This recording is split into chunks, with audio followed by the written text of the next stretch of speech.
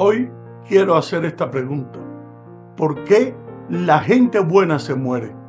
¿Qué fue lo que hizo de malo para merecer la muerte? Créame, esas son preguntas fuertes que casi a diario escucho. Existen familias enteras despidiéndose de sus seres queridos, pues los ven partir de esta tierra mientras ven que otras personas solo se dedican a hacer lo malo y logran vivir muchos años. Eso parece algo injusto, ¿verdad? Pero ¿qué pensarías si te dijera que no lo es? Tarde o temprano alguien pregunta, ¿por qué Dios permitió que esto sucediera? Si esa era una buena persona. Preguntas como esas le estaremos dando respuesta en el día de hoy. Yo soy René González, ministro de un nuevo pacto, y este es tu canal Escudriñando las Escrituras. Y en el día de hoy estaremos compartiendo una enseñanza que promete traernos luz a través de las Escrituras. Y el tema que estaremos compartiendo etimológicamente se llama ¿por qué mueren las gentes buenas? Ya regresamos.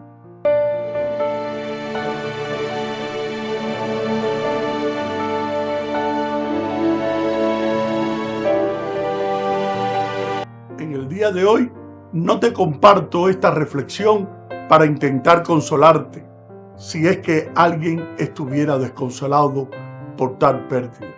Pero este versículo con el cual me deparé esta mañana podría ayudarte a entender las cosas incomprensibles un poco mejor.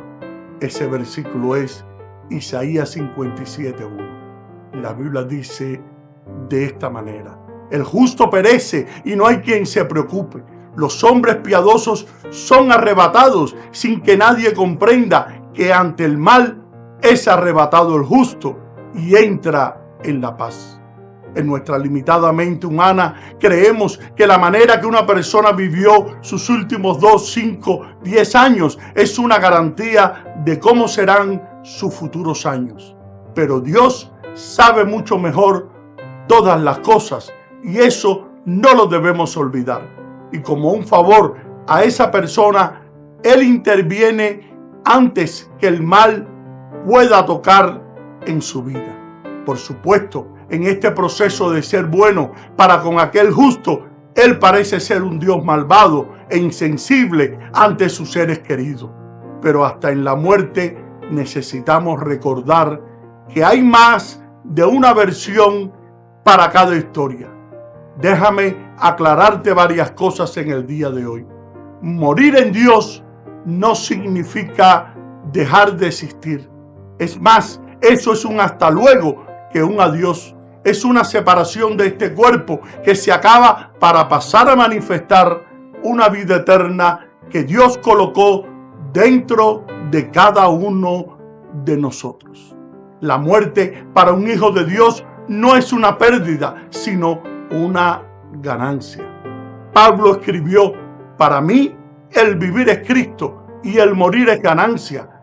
Como Dios ha creado todas las cosas y es todopoderoso, mucha gente lo responsabiliza por todo lo que pasa en el mundo, incluidas las cosas malas. Pero sin embargo, la Biblia dice lo siguiente acerca de Él: Jehová es justo en todos sus caminos. Nada, pero nada ocurre sin que se manifieste la voluntad y el propósito de Dios. Eso está claro, que Dios no hace cosas malas, pero sin embargo hay quien piensa que sí motiva a la gente a hacerla. ¿Será eso cierto? De ningún modo.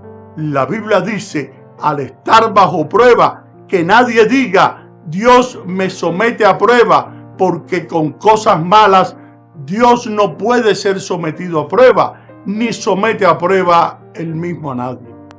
Él no prueba a la gente incitándola a hacer el mal. No hace cosas malas, ni empuja a los demás para que las hagan. Entonces, ¿a qué o a quién hay que culpar en ese caso? Al leer Isaías 57:1 podrás recibir una luz y una respuesta a las preguntas que hay en tu corazón. ¿Perece el justo y no hay quien piense en ello, y los piadosos mueren y no hay quien entienda que delante de la aflicción es quitado el justo. Entrará en la paz, descansarán en sus lechos todos los que andan delante de Dios. Eso es promesa de Dios. Parece que nadie entiende lo que nos sucede en el caminar en este mundo. No olvides que las cosas que son ocultas son de Dios y lo revelado pertenece a nosotros los hombres. ¿Será que lo que nos sucede es Dios que nos está guardando del mal que vendrá? No olvides que nada sucede porque sí y sin aviso. Dios siempre llega justo a tiempo. Mira lo que dice Eclesiastés capítulo 9 versículo 11. La Biblia explica con estas palabras una de las razones por las que el hombre sufre. El tiempo y el suceso imprevisto les acaen a todos. Cuando ocurre un accidente o una situación inesperada, puede o no haber afectados. Eso depende en gran parte del lugar y momento en que sucedan los hechos. Hace 2000 años Jesucristo habló del derrumbe de una torre que mató a 18 personas. Eso lo podemos leer en Lucas 13:1. Las víctimas no murieron debido a la clase de vida que llevaban. Simplemente estaban cerca de la torre y cuando se vino abajo, quizás alguien se pregunte, ¿no pudo haber evitado Dios esos desastres? ¿No pudo haber protegido a la gente buena de la calamidad? Pues bien, para poder intervenir, Dios tendría que saber cuándo van a suceder dichos sucesos. Y aunque es cierto que Él tiene la capacidad de predecir el futuro, hay una pregunta que debemos hacernos. ¿Utiliza su poder de predicción para predecirlo todo? Mira lo que dice Isaías 42:9. He aquí, las cosas anteriores se han cumplido y yo anuncio cosas nuevas. Antes que sucedan, os las anuncio. La Biblia dice, nuestro Dios está en los cielos. Todo lo que se deleitó en hacer, Él lo ha hecho. Así es Jehová, hace todo lo que considera necesario, pero no todo lo que es capaz de hacer. Parte de la culpa por la maldad que tiene el ser humano, la Biblia explica así el proceso que da origen a un acto dañino. Cada uno es probado al ser provocado y cautivado por su propio deseo. ¿Eso qué es lo que quiere decir? Que cada uno de nosotros somos tentados de nuestra propia concupiscencia. Cuando alguno es tentado, no diga que es tentado de parte de Dios, porque Dios no puede ser tentado por el mal, ni Él tienta a nadie, sino que cada uno es tentado cuando de su propia concupiscencia es atraído y seducido.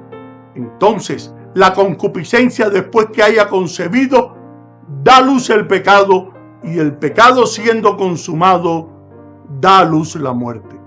En efecto, cuando una persona lleva a cabo sus malos deseos, lo más seguro es que sufra las consecuencias. Por otro lado, el hombre ha cometido actos espantosos que han causado muchísimos sufrimientos a los demás, tal como lo demuestra la historia.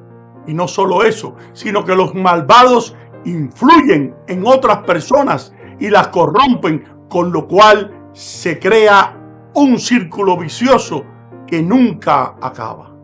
¿Debería intervenir Dios? ¿Debería impedir que hiciéramos cosas malas? Bueno, pensemos en la manera en que hemos sido hechos. La Biblia dice que Dios nos creó a su imagen y a su semejanza. Gracias a ello podemos imitar sus cualidades. Además, nos dio un hermoso regalo, la libertad de elegir. Nos dio el poder de la elección. Podemos decidir si vamos a amarlo y a obedecer sus normas. Si nos obligara a actuar de cierto modo, no estaría quitándonos el regalo que nos ha dado. No nos convertiríamos en robots programados para hacer lo que Él quisiera. Lo mismo pasaría si el destino determinara todo lo que hacemos y lo que nos ocurre. Es de agradecer sin duda que Dios nos trate con dignidad y nos permita elegir el camino que tomaremos por toda la eternidad. Ahora bien, eso no significa que estemos condenados a sufrir para siempre debido a nuestros errores y a nuestras malas decisiones. Queda claro, pues, que Dios no es el responsable de las cosas malas que le ocurren a las personas. Tampoco es cierto que las haga sufrir. Al contrario, Él ha prometido eliminar la maldad. Me gustaría creer que Dios se preocupa por nosotros, pero esta duda es un verdadero problema para mí.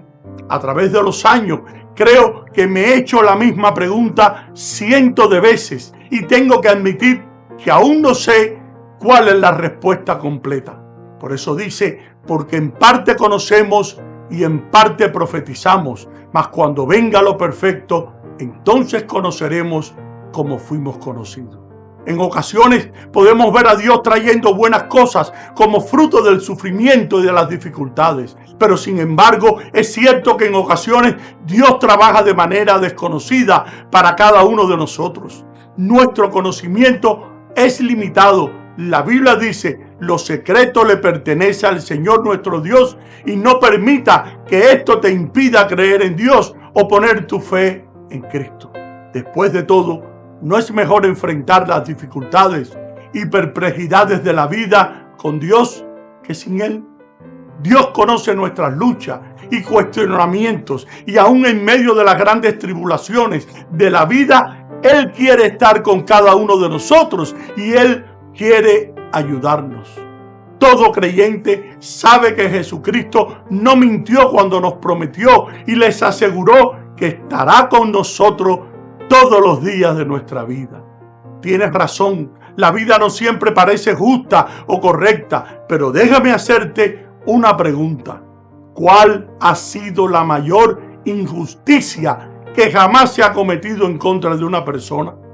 La respuesta es clara. Sucedió cuando Jesucristo fue maltratado y colgado en la cruz hasta su muerte.